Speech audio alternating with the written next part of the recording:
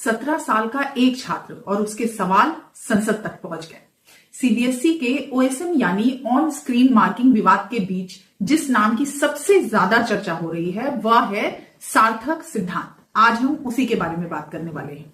सार्थक खुद एक सीबीएसई छात्र हैं, लेकिन सिर्फ सोशल मीडिया पर शिकायत करने के बजाय उसने ओएसएम सिस्टम, टेंडर दस्तावेजों और छात्रों की शिकायतों का अध्ययन किया। उसने दावा किया कि उसे दस्तावेजों में कई ऐसे कथित डिस्क्रिपेंसी दिखी जिन पर सवाल उठाए जाने चाहिए।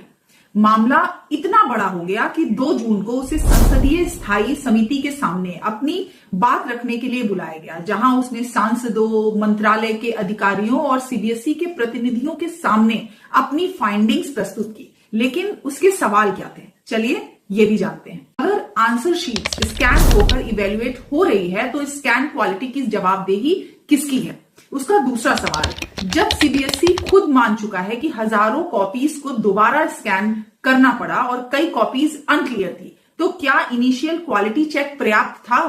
तीसरा सवाल, अगर कोई पेज ब्लर हो जाए, डायग्राम क्लियर ना दिखे या स्कैन अधूरा हो तो स्टूडेंट्स के मार्क्स पर उसका क्या असर पड़ सकता है? चौथा सवाल, ओएसएम जैसे बड़े बदलाव को लागू करने से पहले क्या पर्याप्त पायलट टेस्टिंग और इंडिपेंडेंट रिव्यू किया गया था?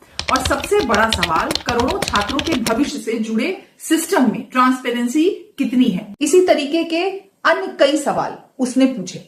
इन सवालों के बाद मामले ने राष्ट्रीय स्तर पर ध्यान खींचा और ओएसएम प्रोक्योरमेंट प्रोसेस की जांच के लिए औपचारिक जांच शुरू की गई। हालांकि यह याद रखना जरूरी है कि जांच अभी जारी है और किसी भी आरोप को अभी अंतिम रूप से सिद्ध नहीं माना गया है। लेकिन इस पूरी कहानी का सबसे दिलचस्प हिस्सा यह है कि बहुत से लोग रिजल्ट देखकर आगे बढ़े। एक 17 साल के छात्र ने दस्तावेज पढ़े, सवाल पूछे और संसद तक पहुंच गया। आपको क्या लगता है?